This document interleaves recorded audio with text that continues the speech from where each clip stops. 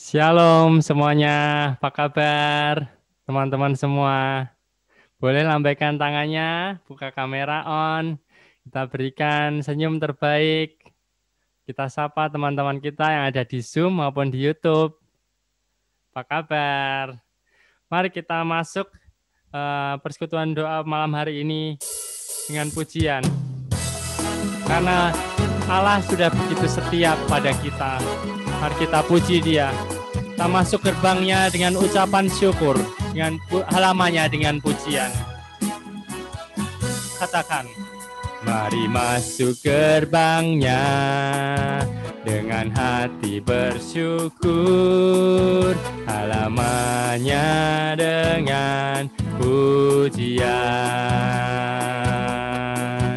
Penuhi baitnya dengan nyanyian syukur, hadiratnya penuh sukacita. Katakan sebab Tuhan Dia baik dan anugerahnya kekal selama-lamanya. Amin. Sebab Tuhan Dia baik dan anugerahnya kekal selama-lamanya. Amin. Suara saya bisa terdengar dengan jelas? Katakan, oke, siap. Kita pujikan lagi nyanyian ini dengan sukacita kita. Katakan, mari masuk gerbangnya dengan hati bersyukur. Mari masuk gerbangnya dengan hati bersyukur, halamannya dengan pujian. Penuhi baitnya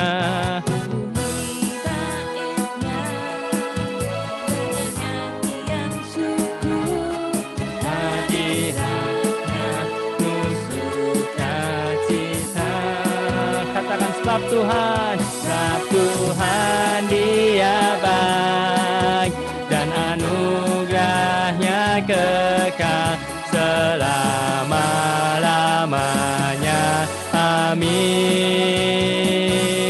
Sebab Tuhan Dia baik dan anugerahnya kekal selama-lamanya.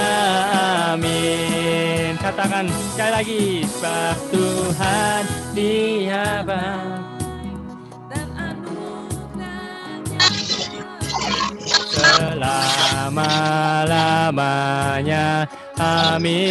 Amin. Sebab Tuhan Dia baik dan anugerahnya kekal selama-lamanya.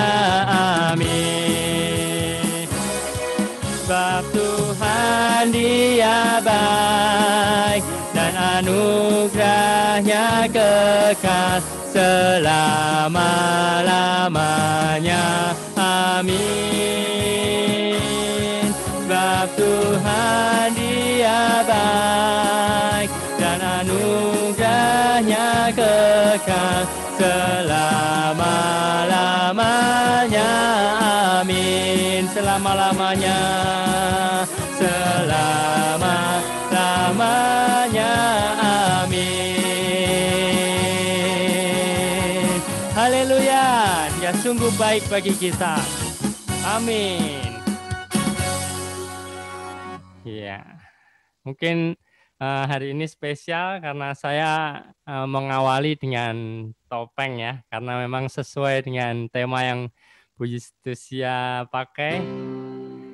Tapi buka dulu topengmu, buka dulu topengmu, dan kulihat wajahmu, kan kulihat warnamu. Buka dulu topengmu, buka dulu topengmu, dan kulihat warnamu, kan kulihat warnamu. Tapi buka dulu topengmu, buka dulu topengmu, biar kulihat warnamu, kan kulihat warnamu. Benar Tuhan, kami ingin memulai persekutuan doa malam hari ini dengan tanda kemenangan yang telah Engkau berikan, dalam nama Bapa, Putra, dan Roh Kudus. Amin. Benar Tuhan Yesus, kami malam hari ini Tuhan bersehati Tuhan. Kami ingin membuka setiap topeng-topeng kami Tuhan. Ajar kami Tuhan, untuk kami boleh merefleksikan setiap diri kami pada malam hari ini Tuhan. Bahkan setiap kebaikan yang boleh Engkau berikan hari-hari kami, hari ini, minggu ini, ataupun yang lalu-lalu, Engkau boleh begitu baik kepada kami Tuhan. Terima kasih Tuhan. Kami ingin undang Engkau hadir tengah-tengah kami melalui jaringan internet ini, Zoom ini Tuhan, dan YouTube. Engkau boleh menyentuh setiap hati kami Tuhan, memulihkan setiap kami yang berbeban berat, memberkati kami Tuhan, menguatkan iman kami, yang hari-hari ini mungkin kami tidak dapat bertemu, tidak dapat mengikuti misa Tuhan, namun kesetiaan-Mu tetap selamanya Tuhan Yesus. Malam hari ini ajar kami Tuhan, untuk kami boleh mengerti, boleh menyadari setiap kebaikan-Mu Tuhan. Selidiki aku, lihat hatiku, apakah ku sungguh mengasihi-Mu, Yesus, yang Maha Tahu dan menilai hidupku. Tak ada yang tersembunyi bagi. Selidiki aku, selidiki aku, lihat hatiku, apakah ku sungguh mengasihi-Mu, Yesus, yang Maha Tahu dan menilai hidupku. Tak ada yang tersembunyi bagi-Mu. Telah kulihat kebaikan-Mu yang tak pernah habis di hidupku. Ku berjuang sampai akhirnya Kau dapati aku tetap setia. Selidiki kami Tuhan, selidiki aku, lihat hatiku, apakah ku sungguh mengasihi-Mu, Yesus, Kau yang Maha Tahu dan menilai hidupku. Tak ada yang tersembunyi bagi-Mu. Telah kulihat kebaikan-Mu yang tak pernah habis di hidupku. Ku berjuang sampai akhirnya Kau dapati aku tetap setia. Telah kulihat kebaikan-Mu yang tak pernah habis di hidupku. Ku berjuang sampai akhirnya Kau dapati aku tetap setia. Telah kulihat kebaikan-Mu yang tak pernah habis. Benar Tuhan, kami berjuang sampai akhirnya Kau dapati aku tetap setia. Kau dapati aku tetap setia. Kau dapati aku tetap setia. Terima kasih Tuhan, Engkau sungguh baik. Terima kasih Tuhan, terima kasih Yesus. Terima kasih Yesus, Engkau baik, penyertaan-Mu sempurna. Terima kasih Yesus, terima kasih Tuhan.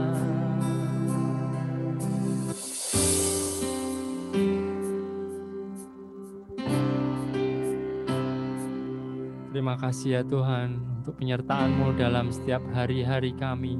Terima kasih ya Tuhan. Bagi Bapak, Ibu, teman-teman semua, mari kita ucapkan syukur di hadapan Tuhan. Untuk kesehatan yang Engkau berikan, terima kasih Tuhan. Terima kasih Tuhan. Untuk kasih setia-Mu, penyertaan-Mu di dalam hidup kami, terima kasih Tuhan. Terima kasih Yesus.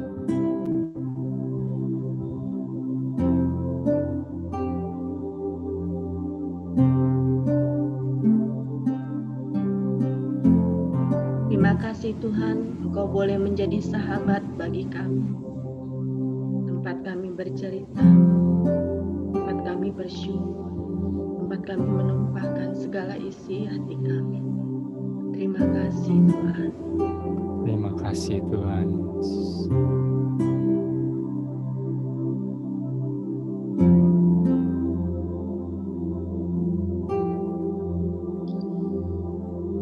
Untuk setiap pergumulan yang Tuhan izinkan membentuk kami semakin mencintai Tuhan. Terima kasih Tuhan Yesus. Terima kasih Tuhan Yesus.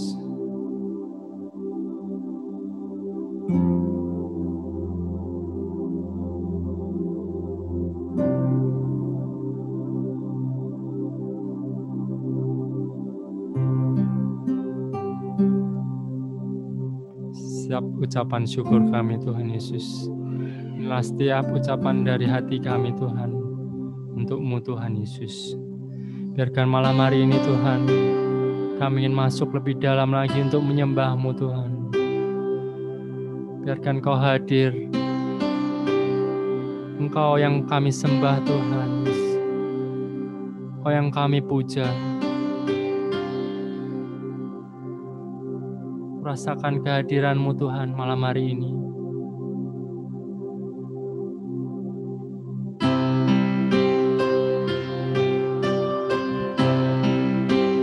Terima kasih Yesus.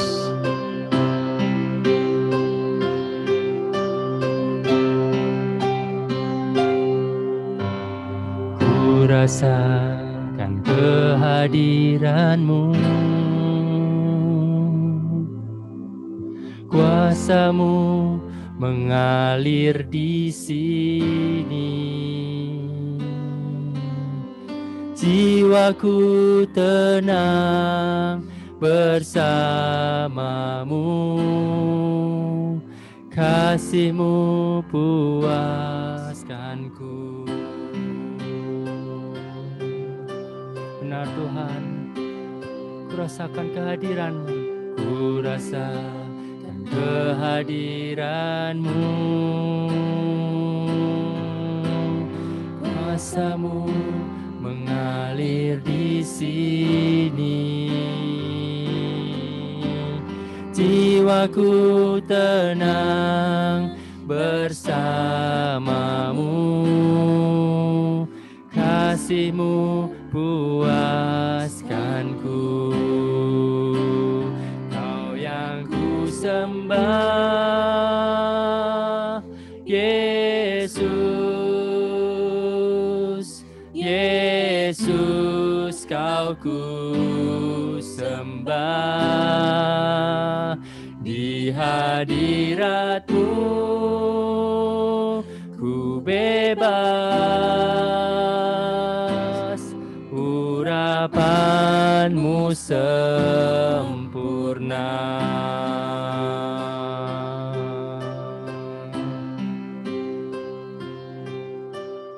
Ku rasakan kehadiran-Mu,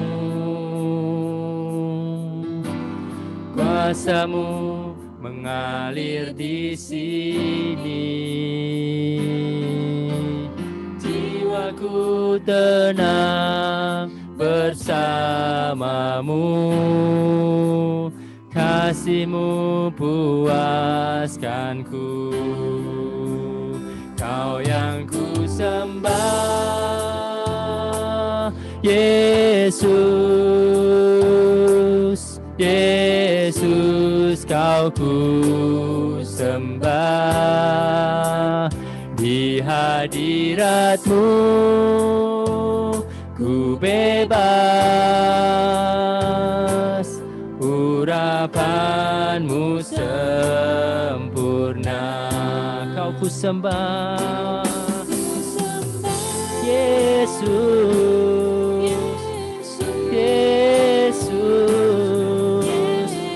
Kau kami sembah.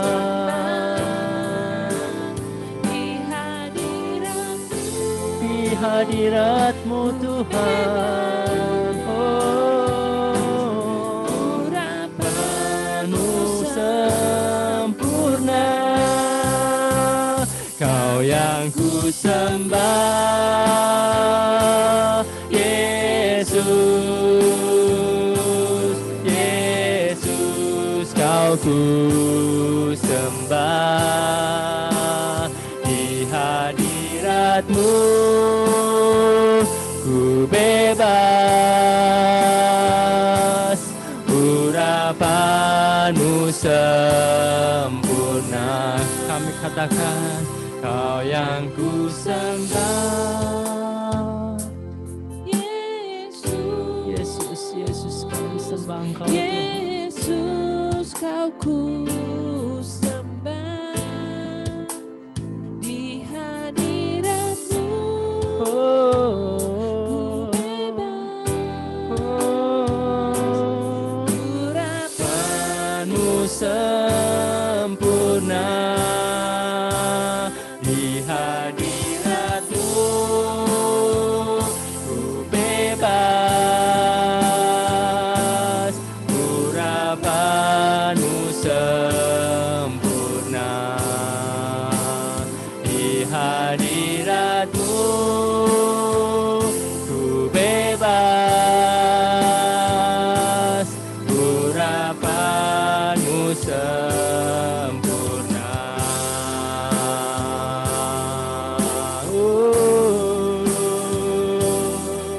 Ya Yesus, kami menyembah-Mu Tuhan. Kau Allah kami yang hidup. Oh, ya dadawase, ya dalalama, Yesus.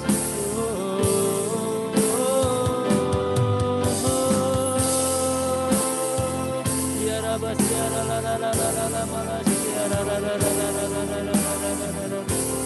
Yesus, ya rabas, ya dalalama.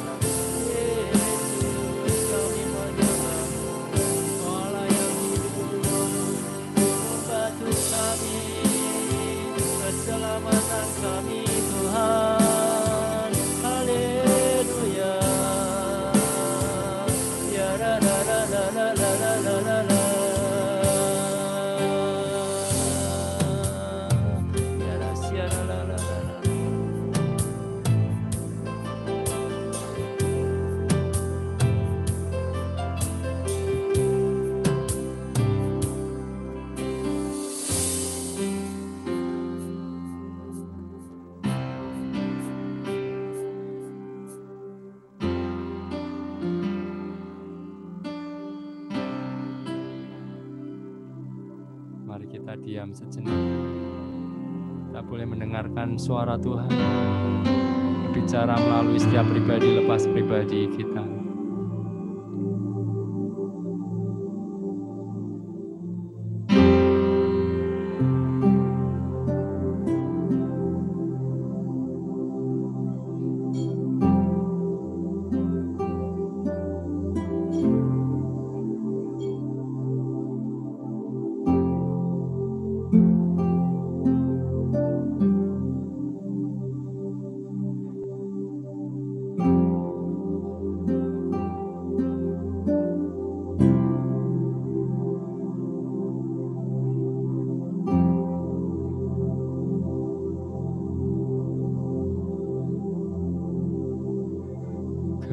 Yang ku sembah, Yesus, Yesus, Kau ku sembah, di hadirat-Mu ku bebas.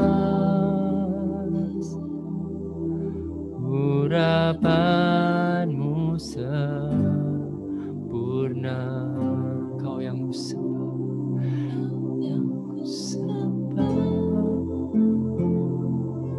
Yesus, Yesus, Kau ku sembah, di hadirat-Mu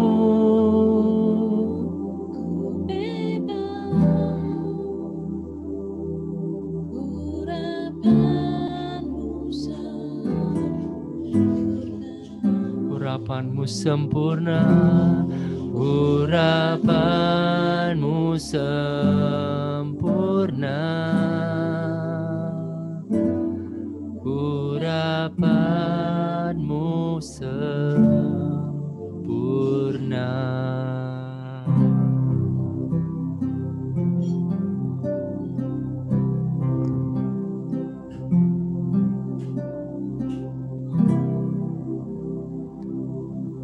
Kemuliaan kepada Bapa dan Putra dan Roh Kudus, seperti pada permulaan, sekarang, selalu, dan sepanjang segala abad. Amin. Silakan Bu Yustisia.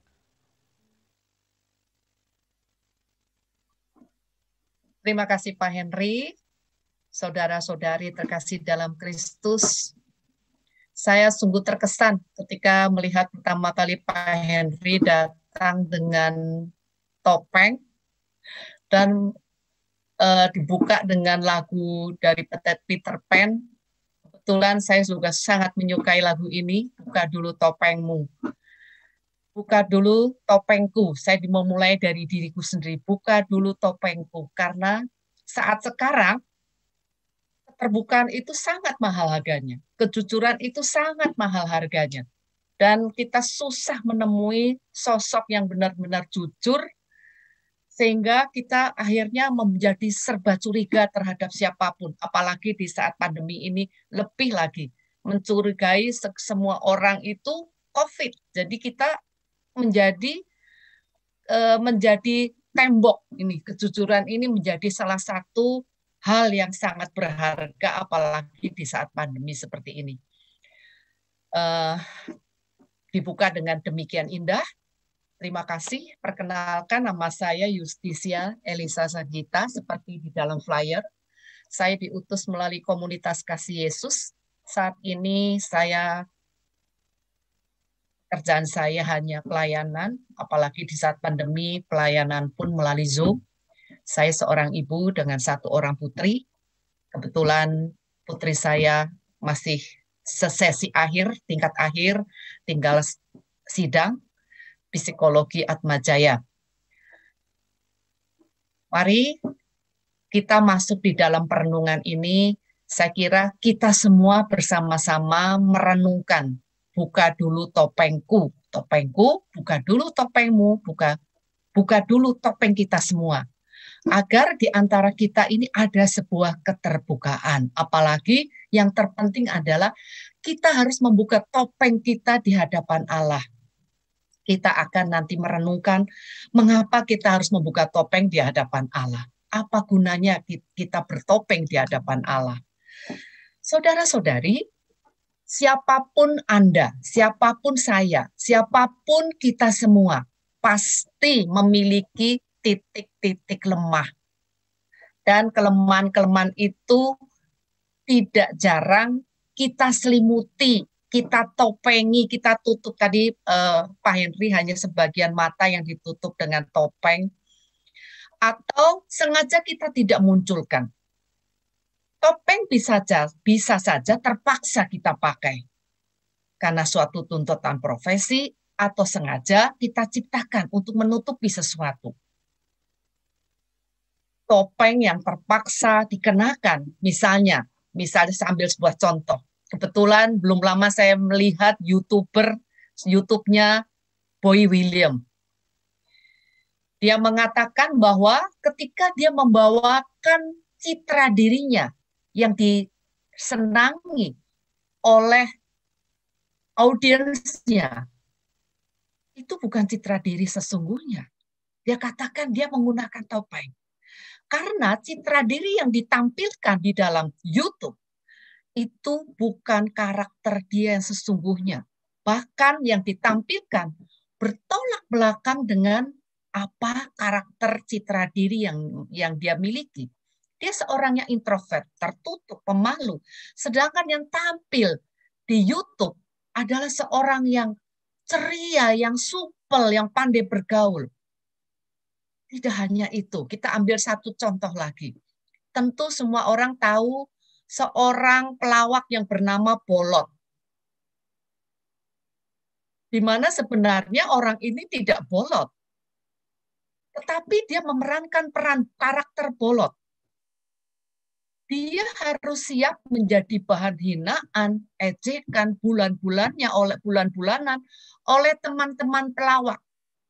Bahkan bolotnya itu dijadikan bahan pelawakan.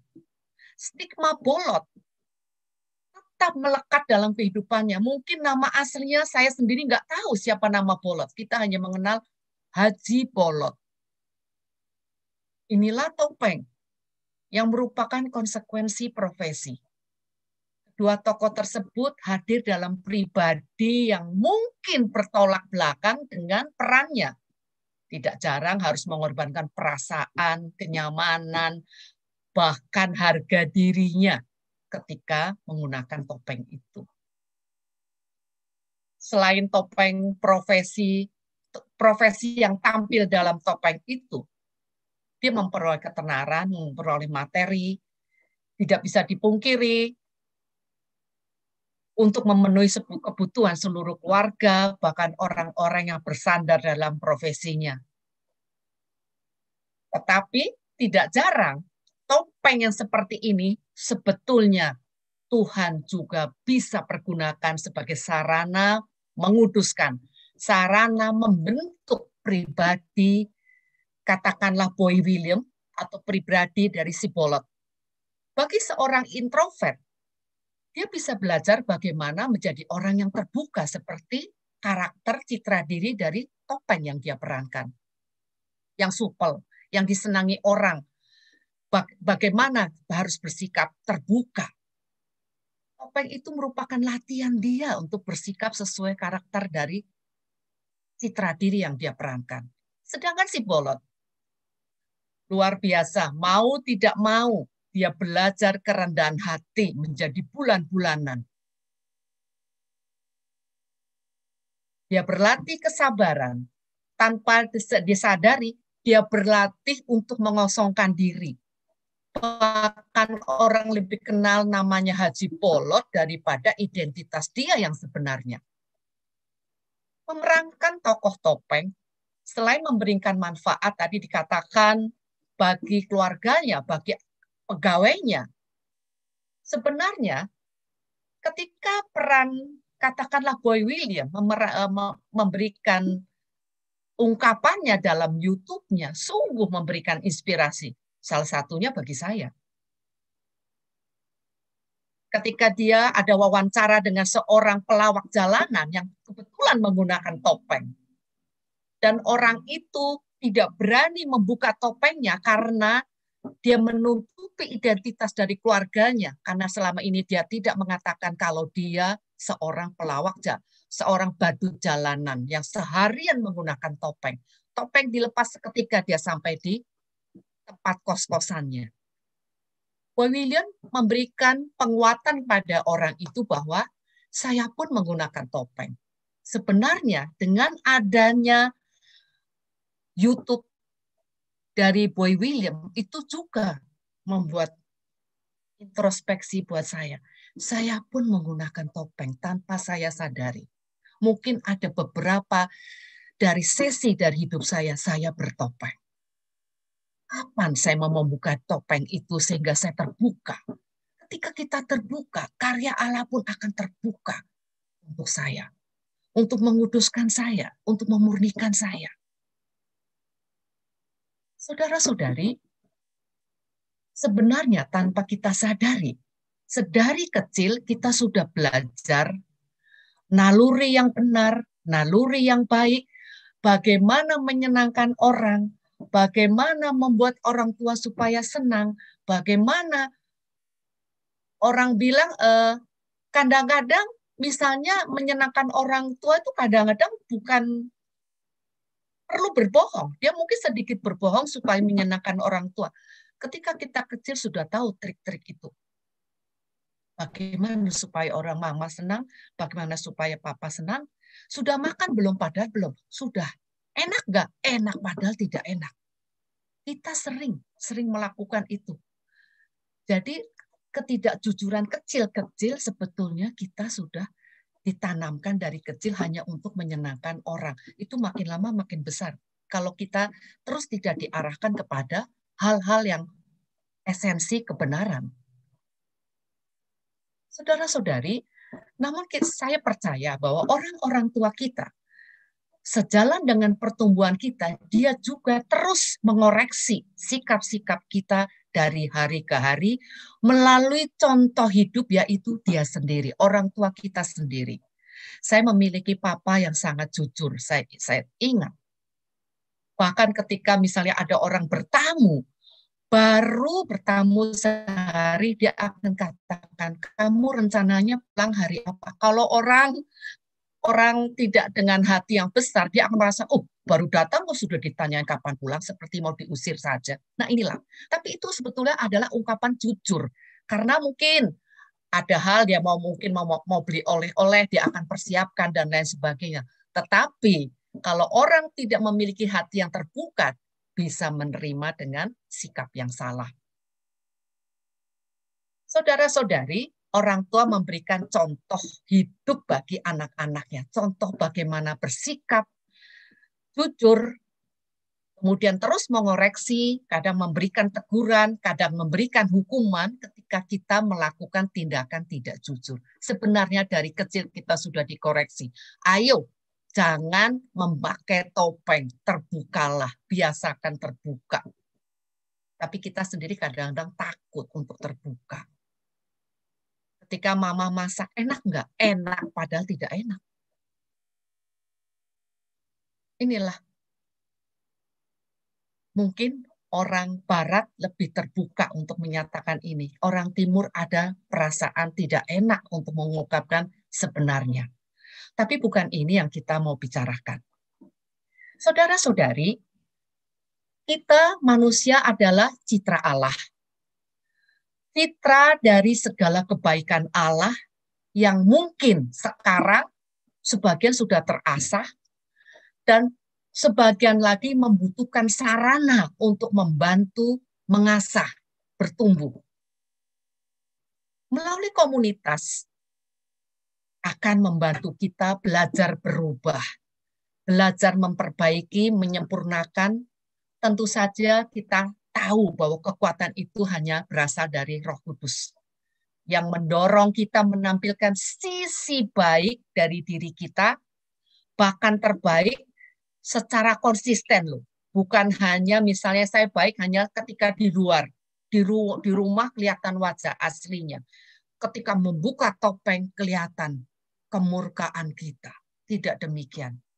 Kita belajar menampilkan sisi baik secara konsisten. Tentu ini butuh perjuangan. Sisi baik itu kita justru dimulai dari keluarga. Kita melakukan, membuka topeng, menampilkan sisi baik, citra Allah sendiri, dimulai dari keluarga. Saya mempunyai contoh. Ini kebetulan justru saya kenapa mengatakan dimulai dari keluarga. Saya mempunyai contoh. Ada seorang aktivis pelayanan, sudah melayani lebih dari 20 tahun. Selama ini dia tampilkan ketika di dalam komunitas, dia adalah seorang yang lemah lembut, seorang yang halus, seorang yang penyabar. Ternyata itu topeng. Topeng yang selalu dipergunakan ketika dia keluar rumah, ketika dia masuk di dalam komunitas dan melayani. Dan apa jadinya ketika topeng dilepas? Kepribadiannya yang sesungguhnya, seorang yang emosional, ketus, jauh dari citra di luar rumah. Saudara-saudari, komunitas Kristiani sebetulnya sebuah wadah yang ideal. Semua apapun anggota komunitas itu bisa berubah, bisa bertumbuh, bisa melepaskan topeng-topeng secara perlahan dengan pertolongan Roh Kudus. Topeng citra diri yang baik, yang ingin dia tonjolkan bisa menjadi kepribadiannya setahap demi setahap ketika Tuhan berkarya dalam hidup kita melalui komunitas Kristiani. Buka dulu topengmu. Buka dulu topengku, buka dulu topengmu, buka dulu topeng kita, sehingga ketika di dalam komunitas, kita semua apa adanya. Tentu, ketika seseorang berani terbuka, berani membuka. Misalnya saya terbuka kepada Pak Henry. Saya tentunya percaya ketika mau membuka diri, mau terbuka, mau mengungkapkan segala apapun yang saya rasakan, saya pergumulkan, saya yakin dan percaya dulu kepada sosok yang saya ajak bicara. Sikap terbuka juga bisa dimulai ketika kita mengharapkan sesuatu dari seseorang yang kita ajak untuk berbicara, kita sharingkan sesuatu dari diri kita. Ungkapan kejujuran kepada seseorang, kita mengharapkan sesuatu pertolongan, mengharapkan sesuatu karena orang itu expert dan dengan masalah yang sedang kita hadapi. Syukur-syukur orang itu mempunyai pengalaman yang sama dengan persoalan dan pergumulan yang sedang saya hadapi. Mau nggak mau saya akan terbuka. Karena dengan terbuka baru kita bisa menemukan solusi. Begitu pentingnya terbuka, begitu berharganya keterbukaan. Namun terkadang terbuka itu juga sebuah terpaksaan, kita sudah nggak sanggup lagi. Ketika seseorang begitu banyak beban yang harus dia tanggung, dia tidak mampu. Wah, begitu kalut, saya pernah rasakan sendiri. Ketika saya seorang yang tidak mudah untuk mengungkapkan dengan siapapun, tidak mudah percaya untuk berbagi rahasia. Katakanlah rahasia. Saya orang yang tidak mudah percaya. Saya lebih suka diam, tapi ketika suatu saat bebanku ini, tampunganku ini sudah nggak muat lagi, sehingga sudah hampir meledak rasanya. Dan ketika saya terbuka, waktu itu saya terbuka dengan seorang suster yang saya dari mula awal pun saya sudah anggap dia seperti saudara saya ungkapkan itu penuh dengan tangisan. Dan ketika sudah dilepaskan, itu seperti gunung batu yang terangkat dari hidup saya. Ketika kita menanggung sesuatu, kita butuh seseorang yang dirasakan tepat untuk menanggung bersama, untuk berbagi. Kita ungkapkan segala apapun yang sedang kita gumulkan. Kita harus membuka topeng. Ketika kita masih pakai topeng, di balik topeng, orang tidak akan mengetahui apa yang sedang kita pikirkan, apa yang sedang kita gumulkan. Saudara-saudari, kembali kepada tadi seseorang aktivis yang di luar rumah, dia begitu manis, di dalam rumah wajah aslinya. Apa gunanya komunitas? Sebenarnya, melalui komunitas, si aktivis ini dapat berubah. Bagaimana dia dapat berubah? Dan bagaimana dia dapat melepaskan topengnya? Dia dapat melepaskan topengnya perlahan demi perlahan dengan bantuan Roh Kudus. Jika dia mau merendahkan diri, dia tidak merasa lebih baik daripada yang lain, dia terbuka dengan kehadiran teman-teman komunitas sebagai saudara tanpa prasangka, dan belajar mempercayai mereka. Sehingga tidak perlu jaga image, tidak perlu menampilkan citra diri yang lain. Aku apa adanya di hadapan mereka. Dan mulai belajar perlahan-lahan membuka topeng, sehingga tanpa disadari Tuhan akan mengoreksi karakternya melalui pergesekan demi pergesekan dengan teman-teman komunitas. Ini saya alami sendiri. Ini saya sharing. Ketika saya masuk komunitas, saya tadi dikatakan dari awal saya tidak orang yang tidak mudah percaya. Saya merasa bahwa apapun, saya orangnya tidak ingin mengetahui, enggak kepo, tidak ingin mengetahui persoalan orang, dan saya tidak ingin persoalan saya dikorek oleh orang lain. Jadi saya maunya keep sendiri. Itu karakter saya ketika sebelum masuk komunitas. Saya seorang perfeksionis, saya dulu bekerja di sebuah perusahaan besar, terbiasa segala sesuatu terprogram, tertata, terkonsep, terschedule. Ketika masuk komunitas, saya diberikan sebuah tanggung jawab untuk arrange sebuah acara besar. Kemudian saya bagikan tugas-tugasnya per orang, apa jadinya, mendekati limit waktu, tugas itu belum dikerjakan. Nah, apa jadinya? Saya perfeksionis, seorang yang maunya segala sesuatu itu tertata, sempurna, rapi, kemudian menghadapi ini. Proteslah saya. Kamu janji mau mengerjakan sekian hari, tapi nyatanya sampai sekian hari belum dilakukan. Bagaimana ini? Bagaimana tanggung jawabnya? Saya berpikir seperti di perusahaan tempat saya bekerja. Pergesekan demi pergesekan terjadi. Saya dimusuhi orang ketika itu. Banyak yang musuhin. Ada satu orang teman komunitas menegur saya. Itulah, saya yakin Tuhan mendidik saya melalui teman komunitas. Apa yang dikatakan? Pelayanan yang nomor satu adalah sukacita. Bukan kesempurnaan, tapi sukacita. Apa gunanya kamu menyajikan sempurna kalau teman-teman komunitas tidak ada sukacita di dalamnya? Itulah. Kalau saya bukan seorang yang rendah hati, misalnya saya waktu itu belum ada bibit kerendahan hati, saya tentunya protes. Loh, saya kan hanya menagih janjinya. Tapi saya diam saja. Saya tahu bahwa orang yang tidak suka karena saya tegur, meskipun saya benar, akhirnya saya meminta maaf. Tujuan saya bukan ingin menyakitimu, tapi schedule-nya sudah demikian dekat. Ayo, kita sama-sama membuatnya sekarang. Sekarang ya, buat ya. Waktunya sudah mepet loh. Nah, akhirnya saya mengetahui trik-trik yang lain. Apakah ini karena kebisaan saya? Saya sekarang pun masih mengatakan, tidak, saya tidak bisa apa-apa. Saya masuk dari seseorang yang susah ditekuk, susah untuk dirubah, orangnya maunya strict, Tuhan yang menekuk, Tuhan yang merubah, Tuhan yang membentuk, sehingga setahap demi setahap sikap saya berubah. Saya juga bukan lagi orang yang susah untuk bersharing. Ketika saya yakin seseorang itu dapat memegang bukan seorang tukang siaran, wartawan, saya bisa bersharing dengan orang itu. Sikap ini pun bertumbuh di dalam komunitas.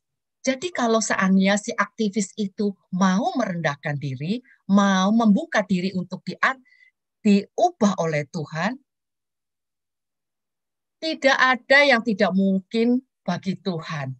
Tuhan mampu merubah kepribadian apapun menjadi seperti yang Tuhan inginkan melalui berbagai peristiwa. Kita ingat Petrus, kita ingat Paulus. Siapa Petrus? Seorang nelayan yang tidak bersekolah. Kemudian karena memperoleh kekuatan dari Roh Kudus yang dicurahkan kepadanya, dia menjadi pribadi yang lain. Padahal sebelumnya dia menyangkal siapa Yesus, tapi ketika dia mendapat kekuatan dari Roh Kudus, dia justru bisa berkhotbah di hadapan beribu-ribu orang. Dan oleh karenanya, beribu-ribu orang dibaptis. Lalu siapakah Paulus? Seorang yang mengejar-ngejar pengikut Kristus sampai akhirnya dia bertemu dengan Yesus. Kemudian melalui Ananias, dia dituntun menuju perubahan. Berubah, meskipun 3 hari matanya tertutup, tapi ketika terbuka, dia melihat dirinya sudah bertransformasi. Dan tidak sekedar itu.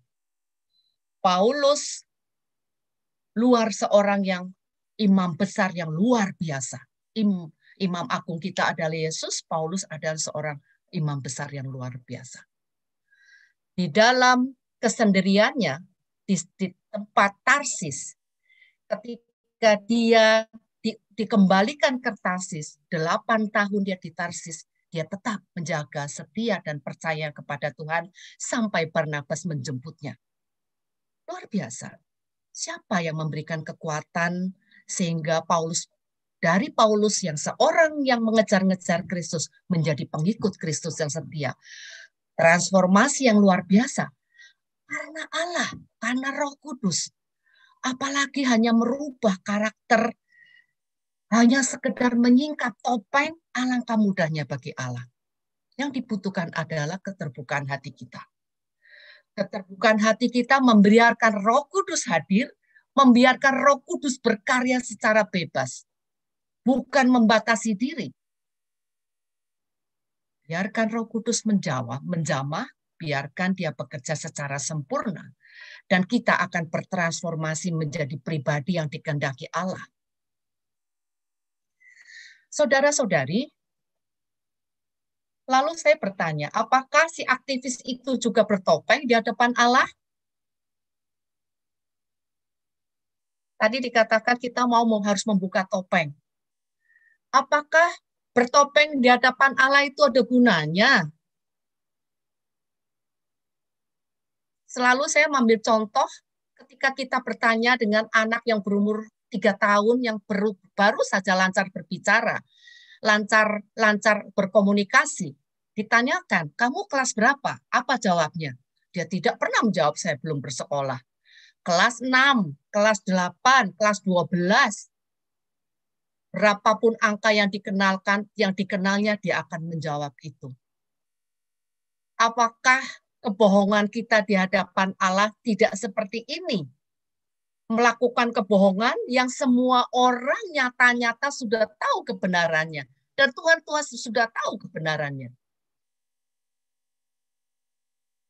Saudara-saudari, tadi dikatakan, mungkin saya sendiri juga menggunakan topeng di hadapan Allah. Di hadapan sesama, saat ini pun sebagian saya masih bertopeng. Tidak mungkin ketika saya sedih, saya menampilkan wajah sedih di mana-mana. Mungkin ketika saya sedang pewartaan, saya sedang punya masalah. Tapi kan nggak mungkin. Saya langsung sharing masalah saya tidak. Jadi seketika itu saya bertopeng.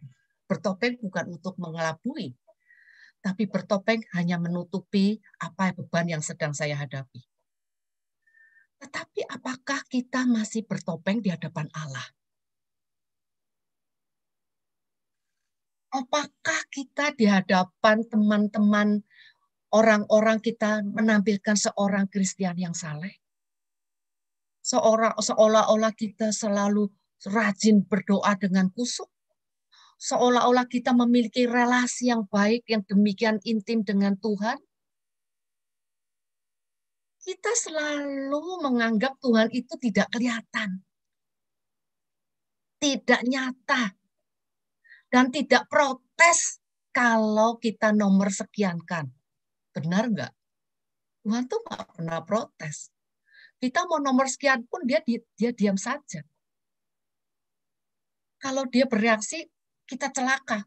Bisa tiba-tiba datang tsunami di depan kita. Kita merasa urusan dengan manusia itu lebih penting, lebih urgen. Padahal membohongi manusia, kita merasa lebih menakutkan daripada membohongi Allah. Apakah demikian? Kalau seorang yang beriman justru harus kebalikannya. Apalagi Injil hari ini. Injil hari ini berbicara tentang harta terpendam, tentang mutiara yang berharga. Bahkan orang berani melepaskan apapun yang dia miliki. Korelasinya dengan kita sebagai orang beriman. Ketika kita memiliki hidup sejati, kita memiliki hal kerajaan surga, kita memiliki Allah, semuanya menjadi tidak berarti. Semuanya menjadi tidak setara dengan apa yang kita miliki. Maka mereka semua mau melepaskan segala kelekatan dunia, segala yang mereka agungkan, yang mereka utamakan dalam dunia menjadi nomor sekian. Nomor satu adalah harta tetap terpendam, mutiara yang berharga. Dan saya yakin kita semua sudah memiliki itu. Kalau tidak, nggak mungkin. Kita masuk di dalam pelayanan, masuk terkumpul di dalam pelayanan, sedangkan di luar sana masih banyak kenikmatan-kenikmatan yang lain yang mungkin menggoda kita, tapi kita lebih mengutamakan ini. Berarti kita lebih memilih harta terpendam, mutiara yang berharga dalam hidup kita. Kembali kita ingat bahwa apakah berguna berbohong di hadapan Allah. Kita ingat Yudas Iskariot. Pada perjamuan terakhir, Tuhan sudah tahu loh siapa yang akan mengkhianatinya. Tetapi Yudas Iskariot kurang peka. Kemudian di Taman Getsemani, sekali lagi Yudas Iskariot menggunakan topengnya lagi. Ketika dia bersama para serdadu, dia peluk Yesus, dia cium. Orang yang akan kucium itulah dia, tangkaplah dia. Di hadapan Yesus dia bertopeng.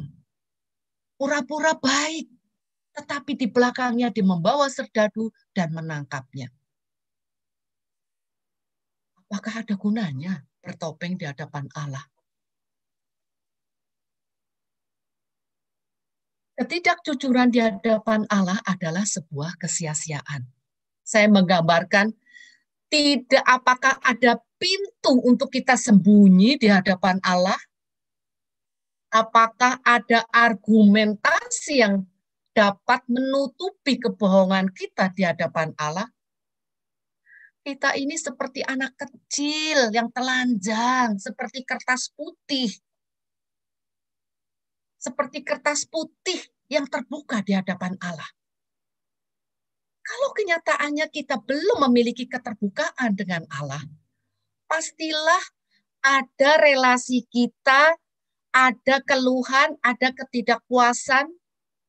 Maksudnya begini, kalau kita belum terbuka di hadapan Allah, ya, terus kemudian kita memiliki pergumulan, biasanya kita akan ngomong, mengapa hidupku tidak damai sukacita, mengapa doaku tidak dikabulkan, meskipun saya sudah aktif pelayanan gereja, tidak sedikit berkorban untuk karya pelayanan, dia menuntut seolah-olah kebaikan itu adalah jual beli kepada Allah, kita berbuat balik, Allah harus berbuat baik kepada kita.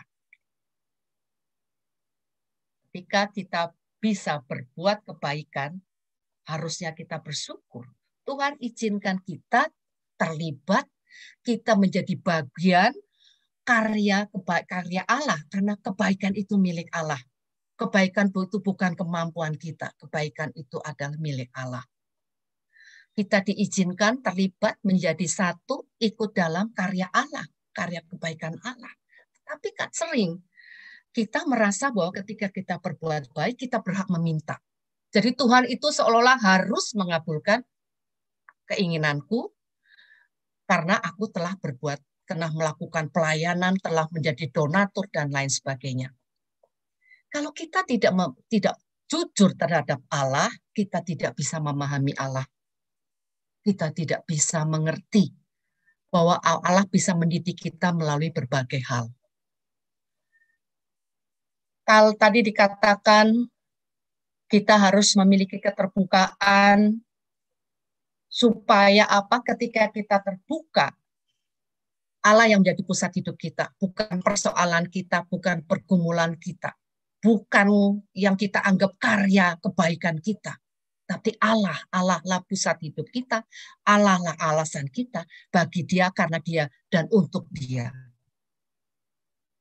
Saudara-saudari, ada satu lagi sebuah pengalaman. Ini pengalaman teman ketika mendapati anaknya tiba-tiba memiliki beberapa tempat di tubuhnya benjolan. Setiap orang tua ketika menghadapi itu akan takut, akan cemas, akan segala macam berkecamuk, karena terbayang segala vonis-vonis dokter dan dia tidak bisa menerimanya. Dia mau berobat dari dokter umum, dokter bedah tulang.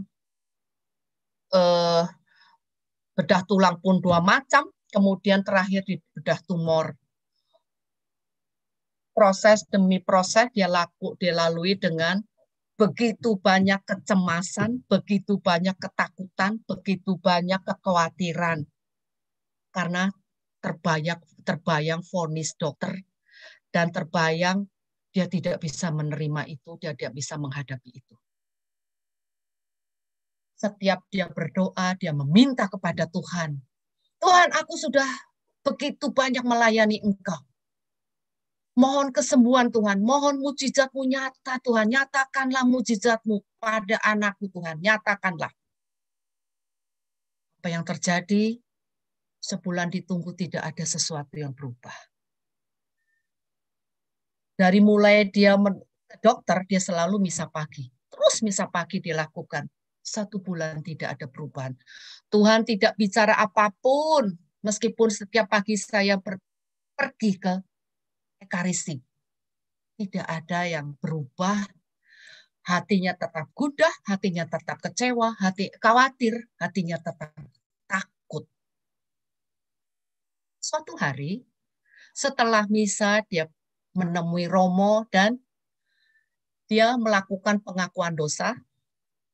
Terus Romo mau, dan setelah misa dia terima pengakuan dosa dan minta doa kepada Romo, dia ungkapkan apa yang sedang menjadi beban pikiran hatinya sehingga dia tidak enak makan, tidak enak tidur, serba salah dan lain sebagainya. Romo mengatakan, percayalah Tuhan itu baik dan teramat baik. Jangan khawatir di manakah imanmu. Dia seperti tersentak, kebetulan dia kenal dengan Romo itu, makanya Romo bebas berbicara, berani berbicara seperti itu. Di manakah imanmu? Dia seperti tersentak, seperti ditegur Allah. Di manakah imanmu? Di manakah rasa percayamu kepada Tuhan sehingga engkau membiarkan dirimu berbulan-bulan dalam ketakutan, dalam kecemasan. Saya teringat dengan satu ayat Matius 6:23. 27, sorry. Siapakah di antara kamu yang karena kekhawatirannya dapat menambahkan sehasta saja pada jalan hidupnya? Apakah kekhawatiran selama ini yang dia simpan, yang membuat hidupnya tidak nyaman, dapat menambah saja sehasta pengharapannya? Justru makin menjatuhkan hidupnya, imannya, kalau hari itu dia tidak melakukan pengakuan dosa dan mendengarkan kata-kata Romo. Semua tidak terjadi. Setelah bertemu dengan Romo, dia pergi ke ruangan adorasi. Di situ dia tidak lagi memohon mujizat Tuhan, tapi dia menangis, meneteskan air mata. Dia katakan, Tuhan, Engkau nyatakan, Engkau ragukan, di manakah imanku kepadamu? Mohon ampun ya Tuhan, ampunilah aku. Dia langsung mencurahkan perasaan, semua ini karena aku tidak mampu Tuhan.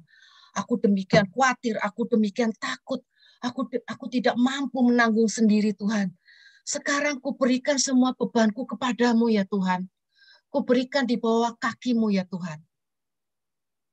Terjadilah seturut kehendak-Mu. Kalau boleh aku memohon Tuhan, berikan jalan keluar apapun itu keputusannya Tuhan. Inilah kuncinya. Dia jujur di hadapan Tuhan. Dia lepaskan segala topeng-topeng itu di hadapan Allah. Dia pasrah di bawah kaki Tuhan. Dan apa yang terjadi? Gunung batu diangkat. Saat itu juga dia rasakan beban terangkat. Sukacitalah. Dan dia yakin semua apapun yang dia alami saat itu berasal dari Allah. Karena melahirkan sukacita. Setelah itu, Tuhan mengatakan padanya melalui hikmat. Dia katakan, jangan khawatir, persis seperti yang Romo katakan. Doakanlah dokter yang merawat putrimu, anakmu. Aku dapat bekerja melaluinya, melalui apapun. Legalah dia, luar biasa. Dia menangis terharu. Untung saat itu di ruang adorasi hanya dia satu orang, jadi tidak membuat malu karena dia berkali-kali menangis. Dia merasa lega luar biasa, dia merasakan kepasrahan yang luar biasa. Setelah dia membuka topeng, setelah dia sungguh terbuka terhadap Allah, karya Allah pun bebas masuk di dalam dirinya. Hati yang terbuka adalah obat. Ketika dia percaya, selangkah demi selangkah menjadi yakin. Bukan penyakit yang tiba-tiba menjadi hilang. Tetapi ketika orang tuanya pun sudah demikian terbuka dan tidak di dalam kekhawatiran, kekacauan sehingga tidak bisa berpikir jernih. Ketika dia berpikir jernih, langkah-langkah penyembuhan pun menjadi tepat diambil. Tentu selalu dia mohonkan di dalam doa. Sehingga Tuhan bekerja sama secara sempurna di dalam dirinya, di dalam keluarganya, sehingga penyembuhan itu menemukan titik terang. Ketika dia nyatakan tidak mampu, semua terbuka. Tidak perlu ada yang disembunyikan di hadapan Allah. Karena di dalam Lukas 12:2, tidak ada sesuatu pun yang tertutup, yang tidak dibuka. Dan tidak ada sesuatu pun yang tersembunyi, yang tidak diketahui. Ini sebetulnya ayat ini untuk menyatakan sabda Allah. Tidak ada yang tidak terbuka, yang tidak ada yang tertutup, yang tidak akan dibuka, dan tidak ada sesuatu pun yang tersembunyi, yang tidak ada diketahui. Kehadiran Allah, keterbukaan kita di hadapan Allah akan membuka, menyingkap-nyingkap segala sesuatu, singkap-singkap yang tertutup. Kalau kita mau bekerja sama dengan Allah, dalam setiap persoalan, maka terbukalah rahmat Allah. Oleh karenanya, curhatlah kita kepada Allah. Ketika kita punya persoalan, bukan kita menelpon seseorang, bukan curhat kepada orang lain. Yang pertama kali kita lakukan, curhatlah dahulu kepada Allah. setiap persoalan kita. Terbukalah dahulu kepada Allah. Bukalah topeng kita, singkapkan semua. Inilah Tuhan, persoalannya sedang aku hadapi. Aku mau mohon rahmat-Mu, kebaikan-Mu, kuasa-Mu ikut terlibat, ikut bekerja sama menyelesaikan masalahku ya Tuhan. Aku serahkan kepada kebaikan-Mu, kerahiman-Mu.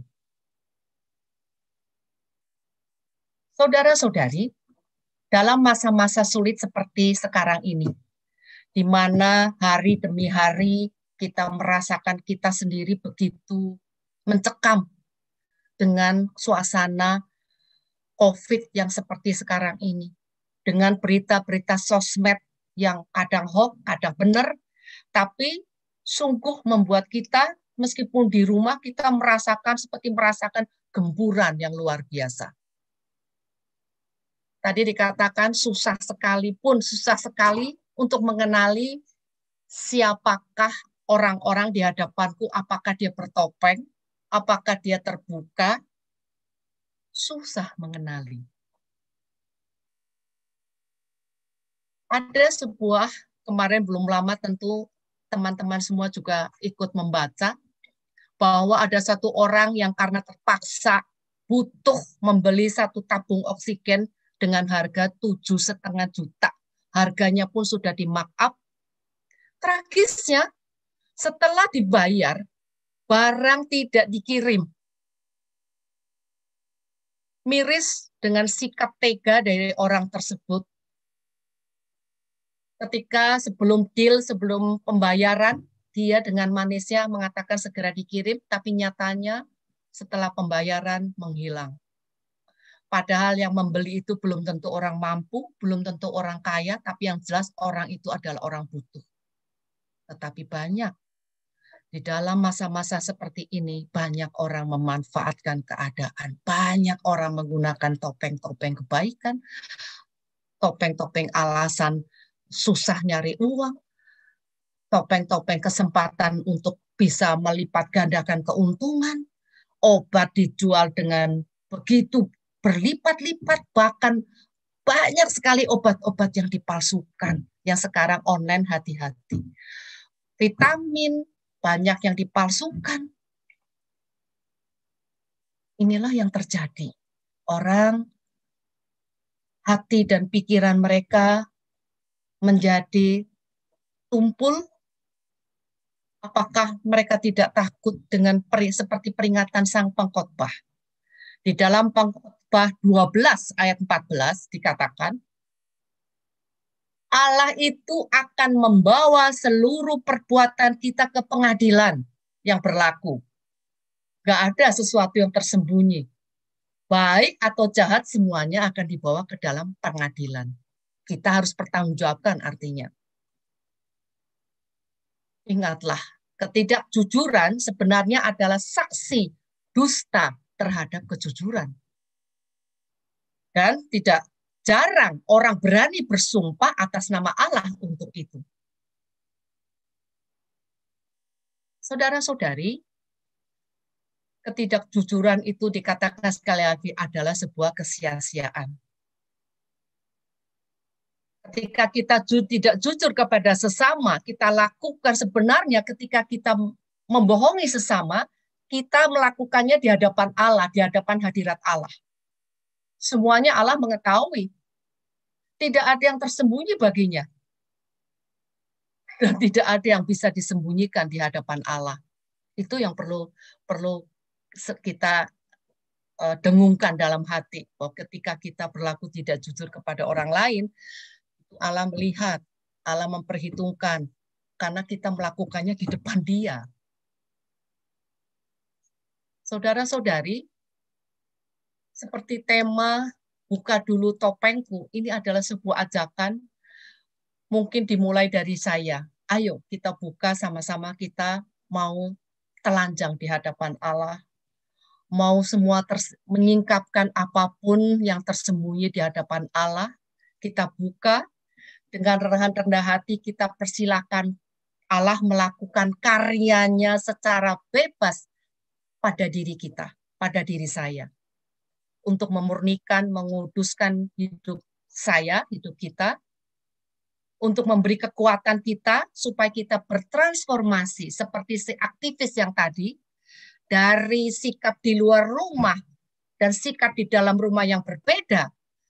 Mohon dengan kerendahan hati, mohon Tuhan melakukan karyanya dengan bebas, supaya Tuhan bisa menguduskan dia. Mungkin melalui pergesekan-pergesekan, melalui tangis, melalui pergumulan, melalui bentrokan-bentrokan. Tapi tujuannya pasti supaya dia hadir secara pribadi yang utuh tanpa topeng. Dengan bertransformasi terlebih dahulu. Berani terbuka sebagai ungkapan percaya. Berani terbuka kepada Allah karena kita percaya kepada Allah yang kuasa. Hadapan Allah tidak layak ada sesuatu pun yang kita tutupi. Percaya Allah sanggup menolong, Allah pasti memberikan jalan keluar seberat apapun persoalan yang kita alami. Seturut kehendaknya, bukan kita yang ngatur, tapi biar Tuhan yang mengatur apa yang akan terjadi terhadap hidup kita.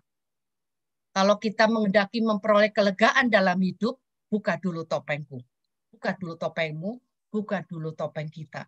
Bersikaplah jujur kepada Allah, karena di dalam doa-doa yang tidak terkabul, salah satu alasan adalah ketidakadanya keterbukaan hati, kejujuran, kepasrahan, percaya kepada Allah. Tidak ada itu.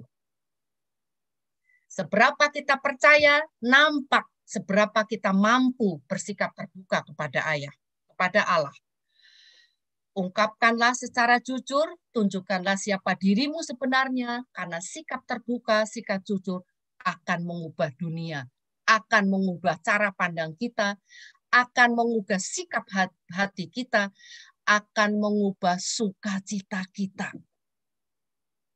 Biarlah kita menggunakan topeng yang merupakan citra dilarah, yaitu segala kebaikan Allah di dalam hidup kita. Orang-orang di sekitar boleh tidak mengenali siapa gerangan kita di balik topeng. Tapi ingatlah, Tuhan bukan melihat topeng, bukan melihat di balik topeng, tapi Tuhan melihat hati. Hati tidak pernah berbohong. Demikian teman-teman, renungan kita malam ini semoga menjadi sebuah ajakan kita untuk kita mau berani membuka topeng kita masing-masing. Karena biar Tuhan melihat warna kita. Biar Tuhan sungguh melihat hadirat kita yang sebenarnya, supaya karyanya menjadi nyata, karyanya menjadi sempurna dalam hidup kita. Terima kasih, Tuhan Yesus memberkati. Terima kasih Bu Justina, Bu Justisia untuk firman malam hari ini. Tetap dalam suasana doa. Seperti yang Bu Justisia sampaikan tadi, Tuhan tidak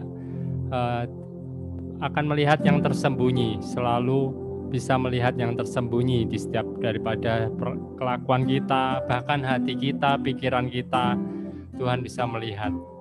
Malam hari ini kita semua rindu untuk 1-2 kesaksian, untuk boleh membuka topeng dari si iblis boleh dikalahkan, dipermalukan, kebaikan Tuhan boleh dinyatakan untuk setiap daripada kita. Mungkin ada 1-2 kesaksian, silahkan.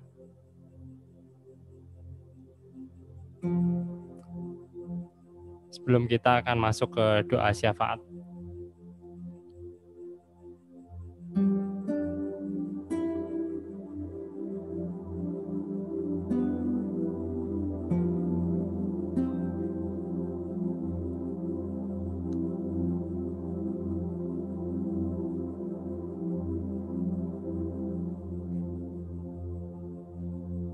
Baik, mari kita tenangkan diri kita, tetap dalam suasana doa. Untuk petugas doa, boleh bersiap. Tuhan Yesus, terima kasih Tuhan, malam hari ini Kau boleh mengajar kami Tuhan. Kau tahu setiap kedalaman hati kami Tuhan. Kau tahu setiap kami anak-anak-Mu Tuhan, pribadi lepas pribadi. Malam hari ini Tuhan, kami rindu lebih lagi Tuhan, untuk kami boleh menyadari betapa baiknya Engkau Tuhan. Malam hari ini ketika kami setiap permasalahan kami, setiap pergumulan kami, setiap perasaan yang kami alami malam hari ini Tuhan.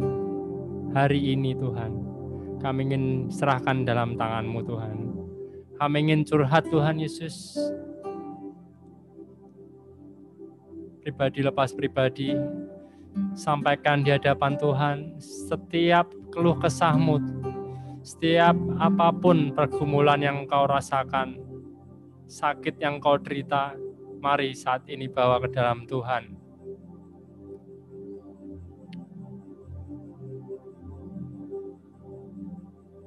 Dia Allah yang menyediakan, Dia Allah yang menyembuhkan,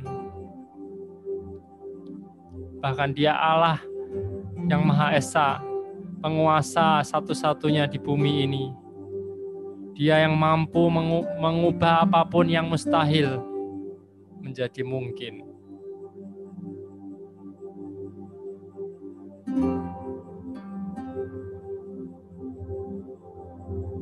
Biarkan satu lagu ini menjadi pengantar doa kita. Kita ingin selalu percaya kalau waktu Tuhan selalu yang terbaik bagi kehidupan kita, apapun itu. Bila Kau izinkan sesuatu terjadi,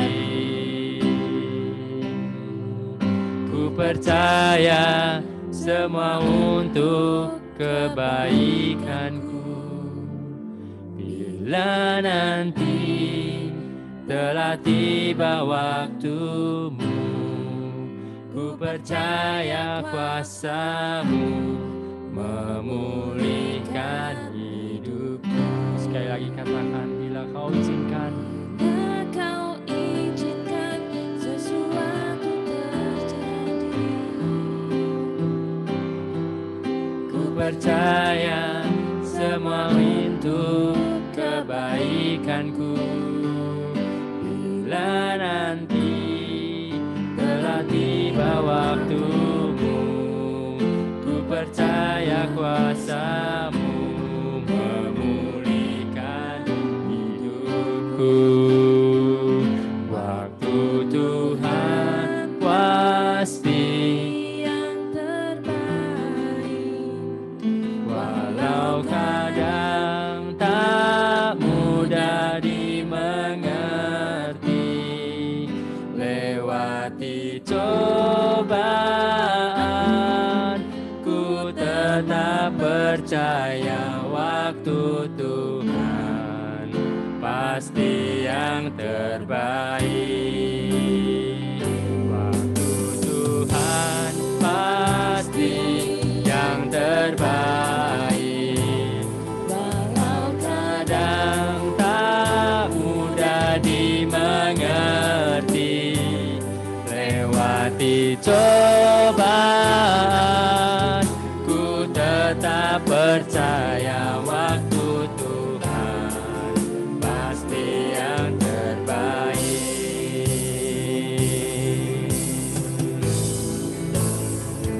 Waktu Tuhan pasti yang terbaik, walau kadang tak mudah dimengerti, lewati cobaan,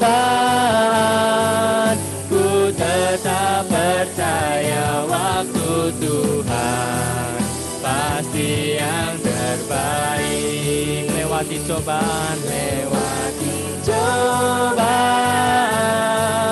ku tetap percaya waktu Tuhan pasti yang terbaik. Waktu Tuhan pasti yang terbaik. Waktu Tuhan pasti yang terbaik.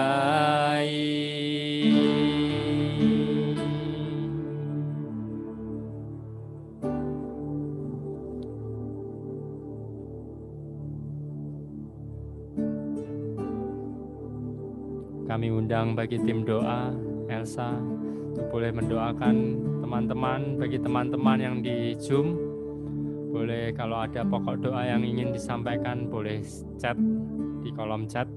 Tim doa akan mendoakan. Selamat malam Allah Bapa. Kalau malam hari ini kami masih bisa bergabung di Zoom, berarti semua karena kebaikan dan kemurahan.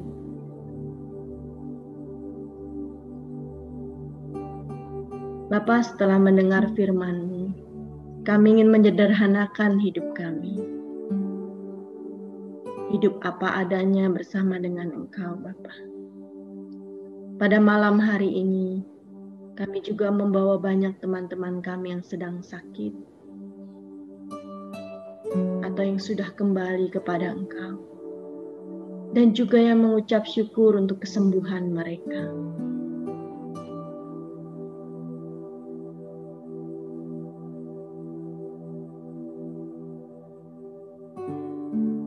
Kami bawa Bapak Arwah, kami bawa arwah untuk Bapak mertua dari Pak Wisnu, Bapak YB Mukus. Kami juga membawa arwah Bapak Edi Wahyono atau Bapak Atong. Juga arwah Ibu Sri Retno Ninggar yang meninggal tanggal 19 Juli kemarin. Bapa, kiranya arwah-arwah mereka Engkau terima, hidup bahagia bersama dengan Engkau, mendapatkan tempat yang baik bersama dengan Engkau. Kami juga membawa saudara-saudara kami yang sedang sakit. Untuk Cici Syuli Maria yang saat ini sedang positif Corona, juga untuk Sisilia, istri dari Bapak Andreas.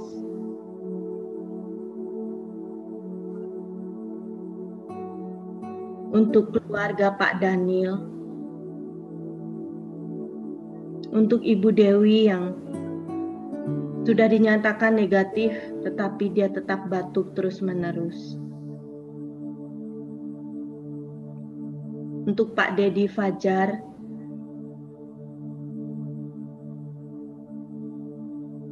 untuk Ibu Laura, tante dari Ibu Caroline,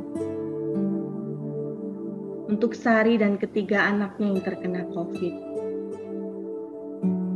untuk kakak dan istri dari Joki yang juga terkena COVID. Engkau Allah yang selalu mendengarkan doa kami.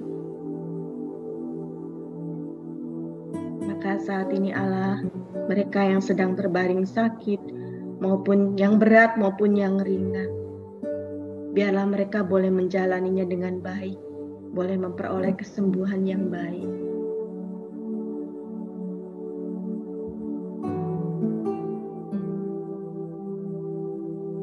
Kami juga berdoa untuk kakak dari Romo Aan yang sudah meninggal dunia, yaitu Mbak Tuti.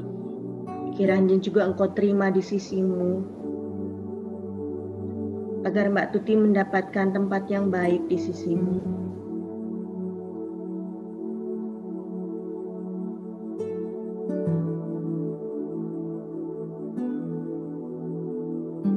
Ucapan bersyukur dari Ibu Caroline dan Pak Paulus untuk kesembuhan anaknya Jessica dan menantunya Joki. Untuk ucapan syukur atas kesembuhan Willy yang beberapa minggu lalu masuk ke ICU dan membutuhkan plasma yang sangat sulit. Mengucap syukur untuk kesembuhan Papa dari Erik, kokonya Erik juga. Bapak, terima kasih Bapak.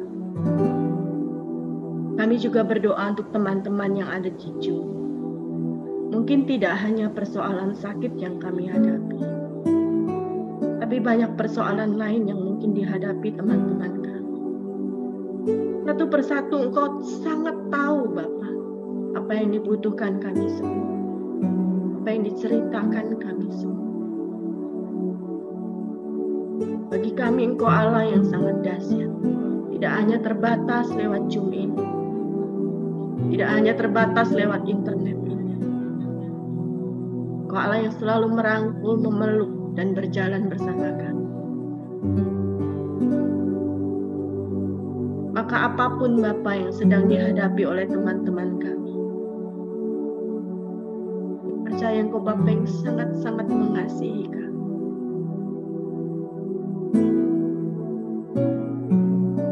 Kami menitipkan hidup kami di dalam pemeliharaanmu yang baik. Kami menitipkan hidup kami di dalam lingkupan cintamu yang sangat luar biasa. Kami menitipkan hidup kami di dalam kuasamu yang sangat dahsyat, Bapa. Kami menitipkan hidup kami di dalam kemurahan yang tidak terukur, Bapa. Dan kami menitipkan persoalan kami, Bapa, di dalam penyelesaian dengan dahsyatnya kuasa.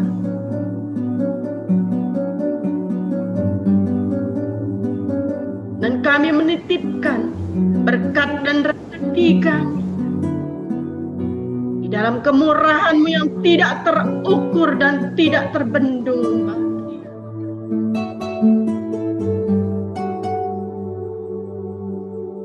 Untuk itu kami tidak berhenti untuk berdoa.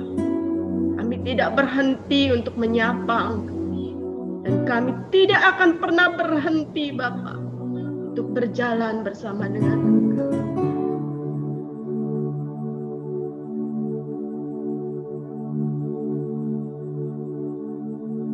Ini doa kami malam hari ini, Bapa. Terima kasih. Kau tetap menjadi Bapa yang baik, Bapa yang mencintai kami semua, Bapa yang memelihara kami,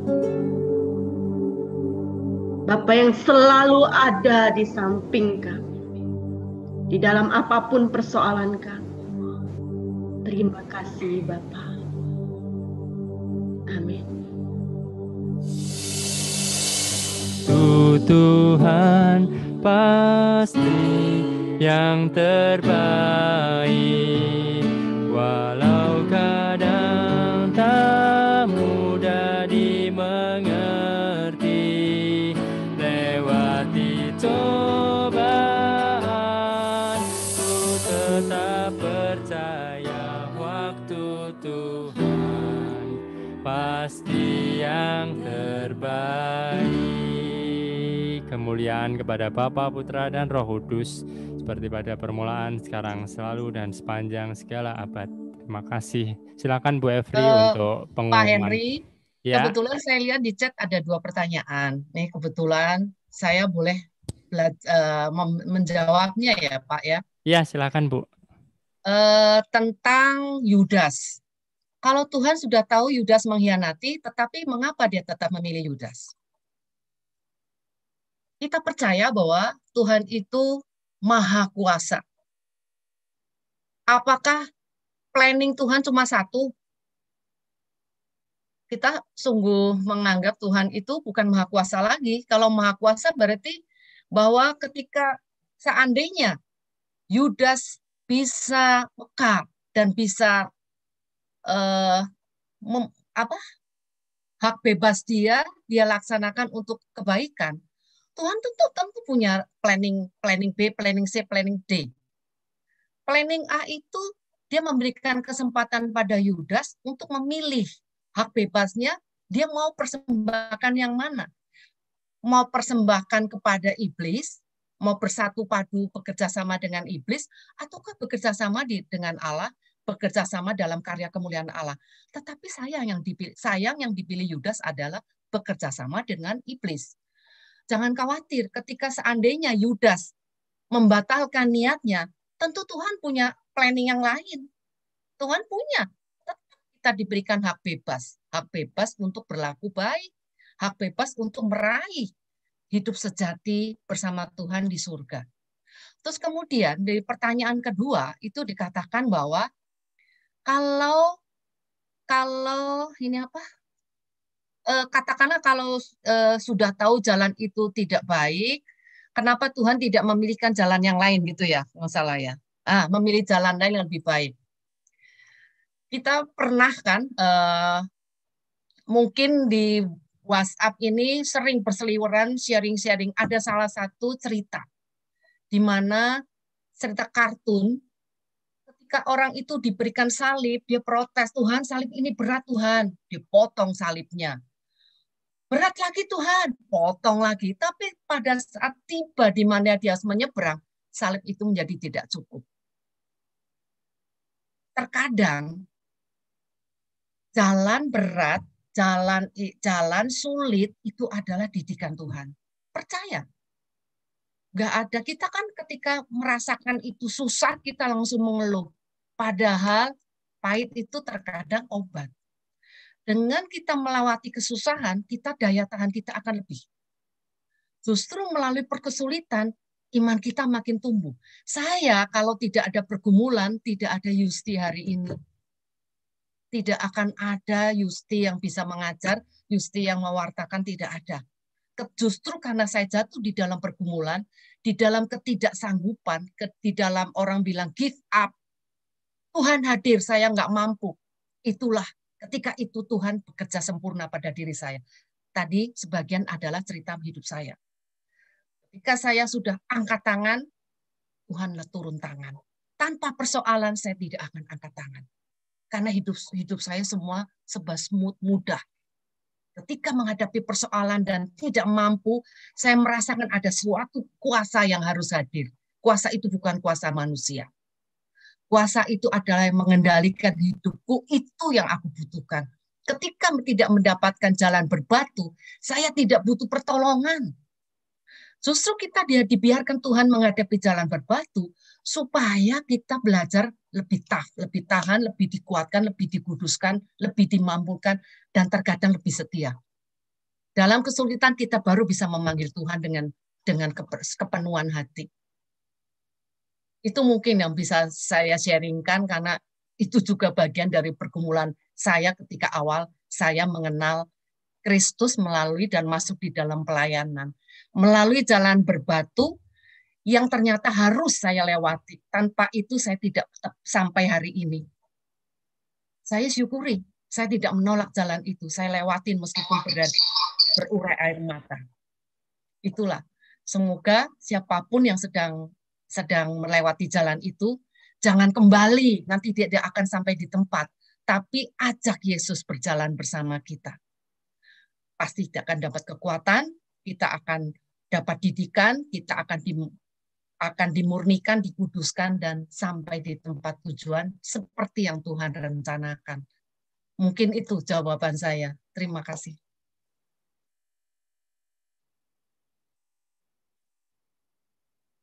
Ya, Sudah? Bu Cuma Evri. 2 dari yang saya lihat.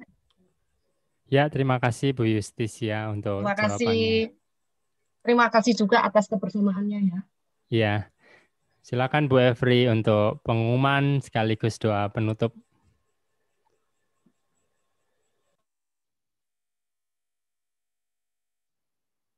Masih mute, Bu. Ini saya punya Zoom tiba-tiba error, jadi saya matiin dulu. Oke, sebentar. Aduh, my God. Oke.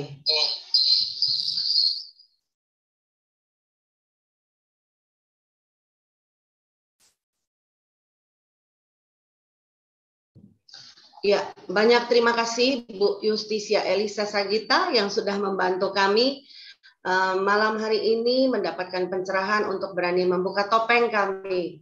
Terima kasih karena sudah dipakai Tuhan untuk mengingatkan kami bahwa ya setiap orang pasti memiliki topeng di dalam kehidupannya. Dan firman ini sangat memberkati kami karena kami semakin mengerti bahwa ya nggak perlulah topeng-topengan, capek juga kan hidup pakai topeng gitu ya. Meskipun resikonya kalau kita nggak pakai topeng mungkin jadi lebih nggak disukai karena sifat aslinya kelihatan Bu, galaknya, ketusnya, judesnya, ya kan. Tapi ya mungkin itu jauh lebih baik daripada manis di depan tapi menusuk di belakang.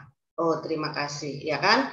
Seperti Yesus, kalau mengasihi ya mengasihi, kalau marah ya marah gitu ya kan. Tapi kan tidak dendam. Oke, terima kasih banyak. Saya secara pribadi sangat terberkati atas pelayanan Ibu melalui firman malam ini. Terima kasih, Tuhan Yesus memberkati Ibu, keluarga dan pelayanannya. Lalu yang kedua, kami juga mengucapkan terima kasih untuk Bapak Ibu yang boleh hadir di dalam Zoom dan di dalam YouTube, bergabung bersama kami beribadah dalam PDKK malam hari ini. Juga untuk Pak Erik yang sudah menyampaikan pertanyaan, memang biasanya yang menjawab itu adalah pembicara. Cuma karena tadi pembicaranya belum jawab, jadi salah satu dari kami harus memberikan jawaban yang paling simpel dan kemudian kami akan japri, biasanya seperti itu. Pak Erik, semoga berkenan dengan jawaban. Dan nanti kalau nggak puas boleh tanya di WA grup Elzeners ya. Nanti kita di sana bisa sama-sama saling belajar. Kemudian terima kasih juga buat tim yang telah bertugas. Semoga kita semakin dikuatkan, semakin diberkati dan semakin bersahati di dalam Tuhan untuk melayani Tuhan. Baik, kita akan mengakhiri pertemuan persekutuan doa kita malam hari ini, tapi sebelumnya kita mau dengarkan dulu pengumuman. Saya akan membacakannya ya, minta waktunya sebentar. Persekutuan doa secara online akan diadakan pada hari Rabu tanggal 4 Agustus 2021 pukul 19.30 dengan tema panggilan versus pengutusan. Firman dibawakan oleh Tony Chen. Pengumuman berikutnya, persekutuan doa kita juga masih secara online pada hari Rabu tanggal 11 Agustus 2021 pukul 19.30 dengan tema Jangan takut, tetaplah berdiri. Firman akan disampaikan oleh Ibu Emi Sri Haryanti. Dan seperti biasa di minggu ketiga kita ada misa syukur secara online pada hari Rabu tanggal 18 Agustus 2021 pukul 19.30 yang akan dipersembahkan oleh Romo Desius Kaki CSSR. Dan minggu keempat adalah persekutuan doa umum secara online pada hari Rabu tanggal 25 Agustus 2021 pukul 19.30 dengan tema Nasihat Tobit. Firman akan disampaikan oleh Lim Chiu Kong. Oh, ini ikonnya Elsa ini, Hendri. Oke, Bapak Ibu yang terkasih, sekali lagi kami mengucapkan terima kasih buat kebersamaan kita malam hari ini. Semoga kita senantiasa sehat, kuat, dan senantiasa bersukacita di dalam Tuhan. Dan sebelum lagu penutup, mari kita satukan hati kita tundukkan kepala kita di hadapan Tuhan. Dalam nama Bapa dan Putra dan Roh Kudus. Amin. Allah Bapa yang Maha Rahim, tak henti-hentinya kami mengucap syukur kepadamu Tuhan atas segala kebaikan-Mu. Kami berterima kasih karena kami mempunyai Allah yang begitu ajaib dan luar biasa. Allah yang bisa dan mau menerima kami apapun adanya diri kami. Sehingga kami tidak perlu memakai topeng apapun untuk datang dan menghampiri hadirat-Mu. Terima kasih untuk kebenaran firman-Mu yang Engkau boleh berikan kepada kami. Biarlah Tuhan, Roh-Mu yang kudus memateraikannya di dalam loh hati dan pikiran kami. Memampukan kami menjadi pelaku firman-Mu dimanapun kami berada. Bapa, secara khusus kami berdoa untuk putrimu Ibu Yustisia Elisa Sagita. Engkau Allah yang memberkatinya, Engkau Allah yang menambah-nambahkan karunia kepadanya. Sehingga dimanapun putrimu ini berada, nama Tuhan ditinggikan, kerajaan Tuhan dinyatakan. Dan segala kemuliaan hanya untuk hormat bagi nama-Mu. Bapak, kami juga mengucap syukur untuk semua fasilitas yang boleh kami terima dan kami nikmati, sehingga kami masih boleh bersama-sama beribadah kepadamu secara online. Kami mempunyai begitu banyak keterbatasan dan kekurangan, tapi kami percaya kami mempunyai Allah yang tidak terbatas oleh apapun. Teruslah berkarya di dalam hidup kami, teruslah pakai hidup kami Tuhan untuk menyatakan kebaikan-Mu dimanapun Tuhan menempatkan kami berada. Bapa yang baik, terima kasih untuk teman-teman yang selalu setia mau hadir bersekutu bersama kami. Apapun yang menjadi pergumulan dari setiap kami Tuhan, Engkau Allah yang paling tahu. Engkau menilik hati kami yang paling dalam. Dan kami percaya Engkau sanggup memberikan kami jalan keluar, menyembuhkan kami yang sakit. Bahkan Engkau Tuhan yang menampung setiap tetes air mata kami di dalam kirbat-Mu. Dan pada waktumu yang terbaik, Engkau memberikan kami jawaban yang terbaik dari-Mu. Terima kasih Tuhan, karena Engkaulah yang senantiasa menguasai hati dan pikiran kami, dan memimpin kami untuk senantiasa hidup berkenan di hadapan Tuhan, karena belas kasih-Mu.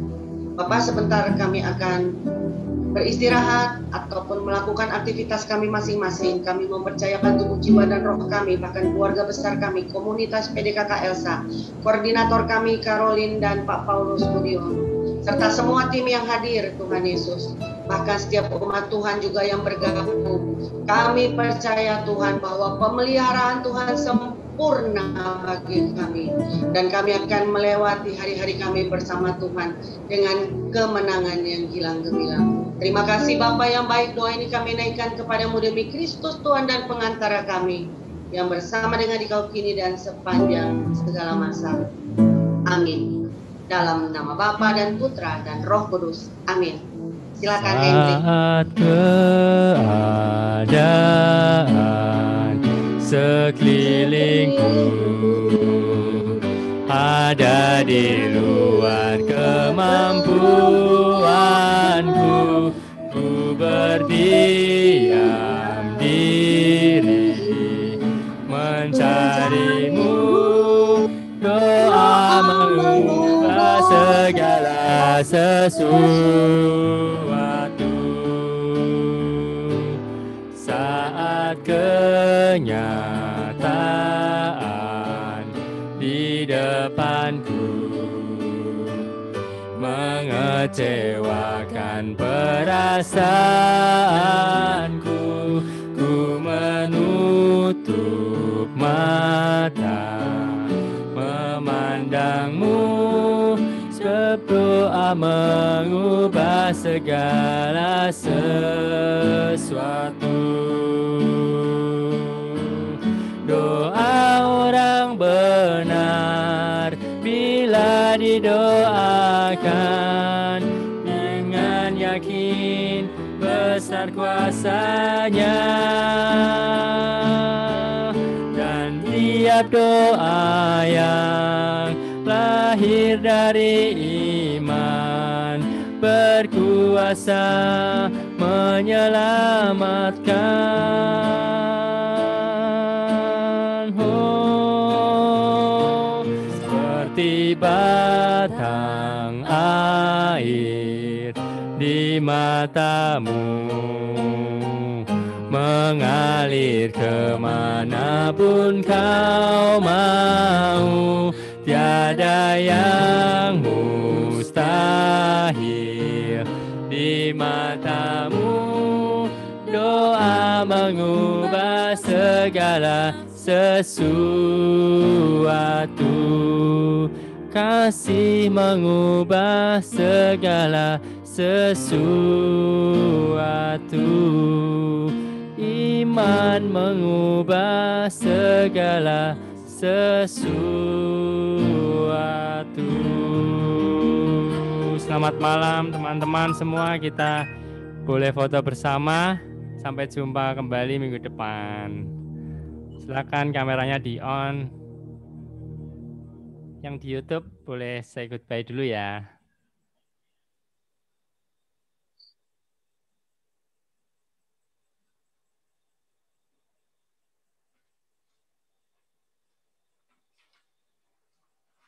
Ya, silakan Chris.